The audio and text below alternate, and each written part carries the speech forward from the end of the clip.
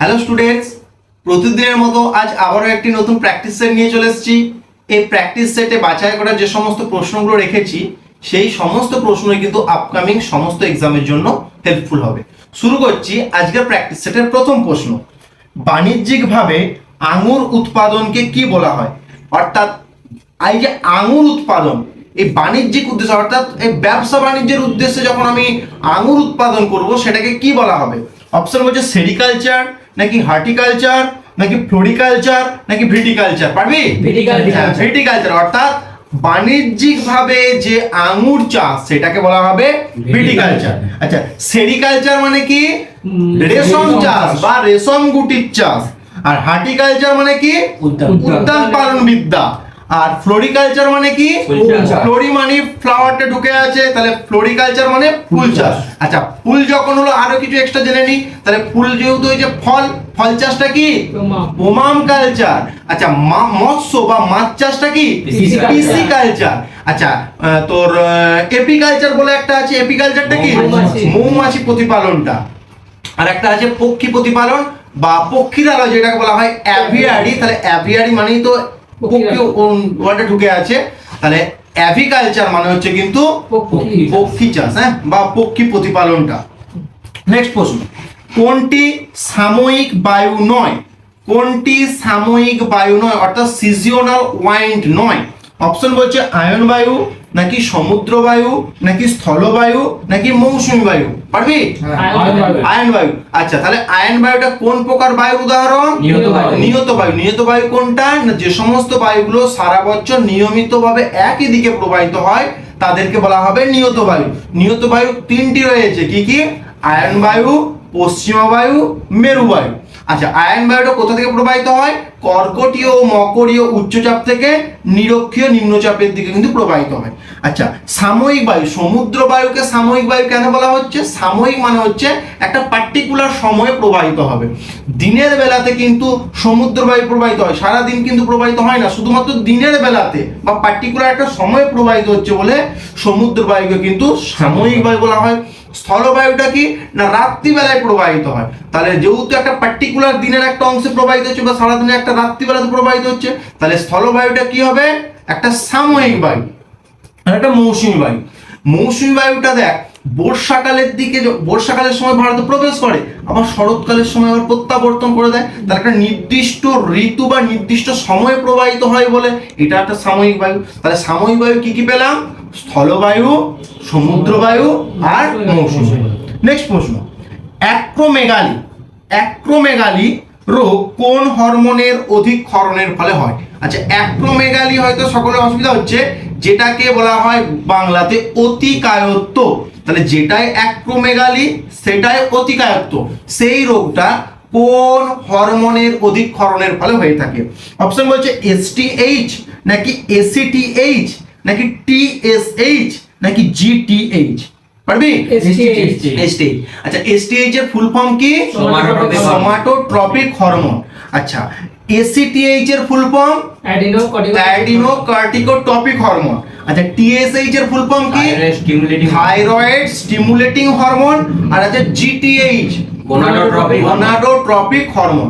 এই যে এই চারটে হরমোন পেলাম, এই চারটে হরমোনই কিন্তু পিটুইটারি থেকে খরিত হয়, পিটুইটারি গ্রন্থি থেকে, এবং পিটুইটারির অগ্র পিটুইটারি থেকে খরিত হয়।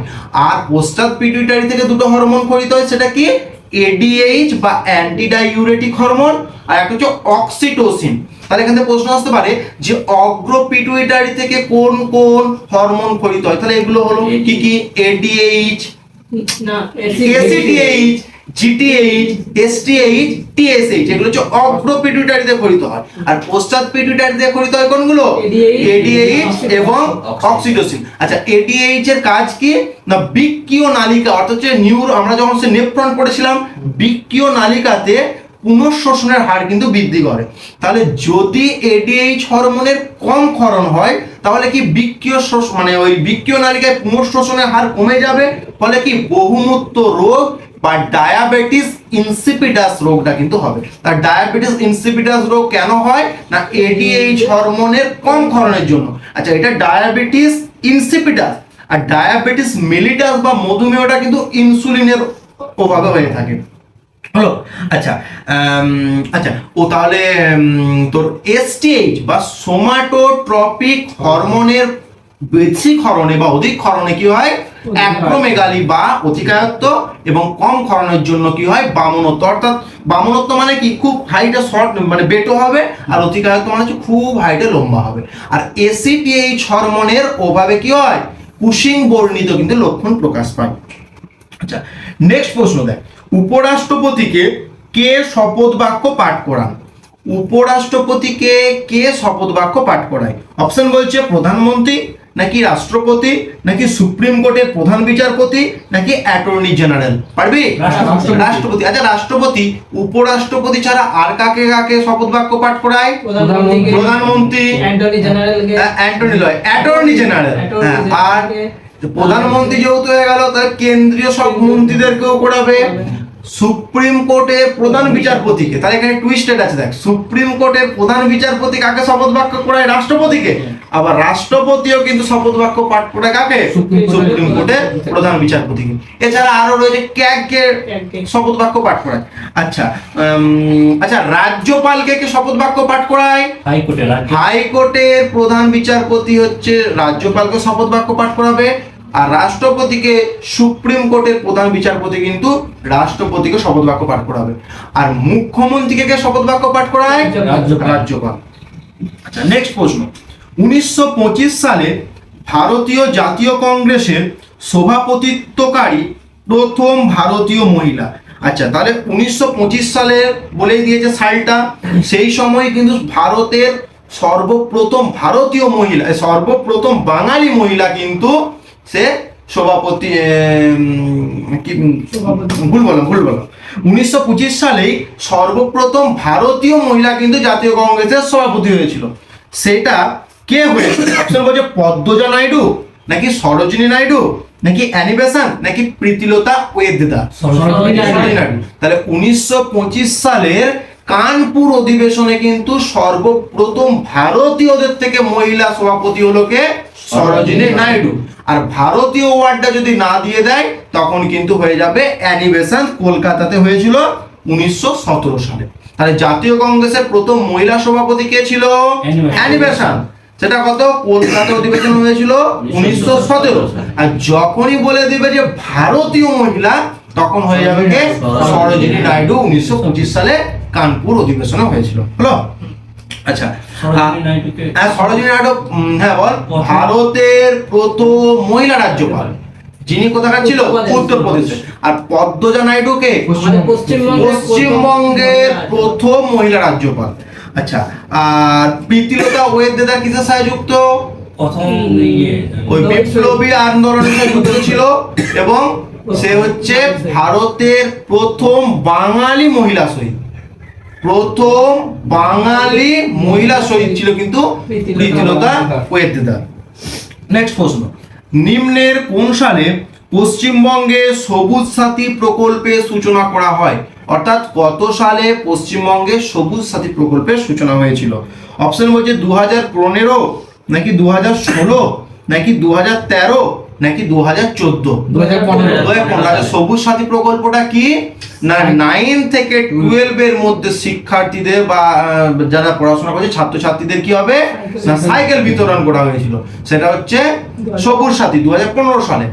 আর 2013 সালে কি হয়েছিল? কন্যাশ্রী। তারপর কন্যাদেরকে যদি টাকা দেওয়া হয় তাহলে জলখানা তোর কন্যাশ্রী। আচ্ছা, মেয়েদেরকে যদি টাকা দেওয়া হয় তাহলে ছেলেদের রাগ হয়ে যাবে, তখন যুবশ্রীরও কিন্তু 2013-তে। তাহলে মেয়েদের টাকা দেওয়া হলো, ছেলেদের টাকা দেওয়া হলো, শিশুদেরও রাগ হয়ে যাবে। শিশু সাথী প্রকল্প কিন্তু 2013 সালে। তাহলে 2013 সালে কি কি হয়েছিল? কন্যাশ্রী প্রকল্প, যুবশ্রী প্রকল্প, আর শিশু সাথী প্রকল্প। আচ্ছা, শিশু সাথী প্রকল্পটা কি না 12 বছরের মধ্যে যে সমস্ত শিশুরা রয়েছে তাদের যদি হার্টের কোনো সমস্যা হয় সেখানে কিন্তু সরকার সাহায্য করবে, আর্থিকভাবে সহযোগিতা করবে। আচ্ছা, 2014-তে কি হয়েছিল? গতিধারা প্রকল্প, অর্থাৎ বাণিজ্য করার জন্য বা ব্যবসা বাণিজ্যের জন্য কেউ যদি গাড়ি কিনতে চায় সরকার কিন্তু তাদেরকে লোন প্রোভাইড করবে। হ্যাঁ। আচ্ছা, 2016-তে কি হয়েছিল? স্বাস্থ্য সাথী প্রকল্প এসেছিল, আর সেফ ড্রাইভ সেভ লাইফ এই প্রকল্পটাও কিন্তু 2016 সালে এসেছিল। আচ্ছা নেক্সট প্রশ্ন, দ্বিতীয় শ্রেণীর লিভারে যান্ত্রিক সুবিধা সর্বদা হয়, দ্বিতীয় শ্রেণীর লিভারে যান্ত্রিক সুবিধা সর্বদা হয় একের বেশি, একের কম, নাকি একের কম বা বেশি দুটোই হতে পারে, বা বলা সম্ভব নয়। কি হবে? হ্যাঁ। আচ্ছা যান্ত্রিক সুবিধা মানে কি? বলবাহু বাই ভারবাহু। আচ্ছা বলবাহু কি? আলম্ব থেকে বল প্রয়োগ করা যেটা হচ্ছে সেই দূরত্বটাকে বলা হয় বলবাহু, আর আলম্ব থেকে যেখানে ভার কাজ হচ্ছে বা প্রযুক্ত ভারটা হচ্ছে সেইটা হচ্ছে তোর ভারবাহু। যদি দেখি যে বলবাহুটা সর্বদা কি হয় যান্ত্রিক সুবিধায় বলবাহু উপরে হয় আর নিচে ভারবাহু হয়, দ্বিতীয় শ্রেণীর লিভারেতে দেখবি সর্বদা কিন্তু তোর যান্ত্রিক সুবিধা হচ্ছে তোর একের বেশি হয়। আর প্রথম শ্রেণীর লিভারে কি হয়? যান্ত্রিক সুবিধা একের কম হতে পারে, একের বেশি হতে পারে, একের সমান হতে পারে। আর তৃতীয় শ্রেণীর লিভারে কি হয়? সর্বদা একের কম হয়ে থাকে। আচ্ছা নেক্সট প্রশ্ন, শিবকিলা পাস কোন রাজ্য বা কেন্দ্রশাসিত অঞ্চলে অবস্থিত? শিবকিলা পাস, পাস মানে কি? ওই গিরিপথগুলো। আচ্ছা অপশন বলছো অরুণাচল প্রদেশ, নাকি জম্মু ও কাশ্মীর, নাকি লাদাখ, নাকি হিমাচল প্রদেশ? হিমাচল প্রদেশ রয়েছে শিবকিলা গিরিপথ। আচ্ছা হিমাচল প্রদেশে আর কি কি রয়েছে? না দেবসা রয়েছে, রোটাং রয়েছে, তারপরে তোর দেবসা, রোটাং, বারালাচালা। তাহলে হিমাচল প্রদেশে উল্লেখযোগ্য গিরিপথ কোনগুলো রয়েছে? বারালাচালা রয়েছে, রোটাং রয়েছে, শিবকিলা রয়েছে, আর দেবসা রয়েছে। আচ্ছা অরুণাচল প্রদেশে কি কি রয়েছে? দিফু রয়েছে, দিফু, তারপর রয়েছে দিহং, আর হচ্ছে বোমডিলা। তাহলে অরুণাচল প্রদেশে উল্লেখযোগ্য গিরিপথগুলো কি কি? বোমডিলা, দিফু আর দিহং। আর জম্মু এন্ড কাশ্মীরে কি কি রয়েছে? না জজিলা রয়েছে এবং বানিহাল বা জওহর টানেল যেটা, সেটা কোথায় রয়েছে? জম্মু এন্ড কাশ্মীরে।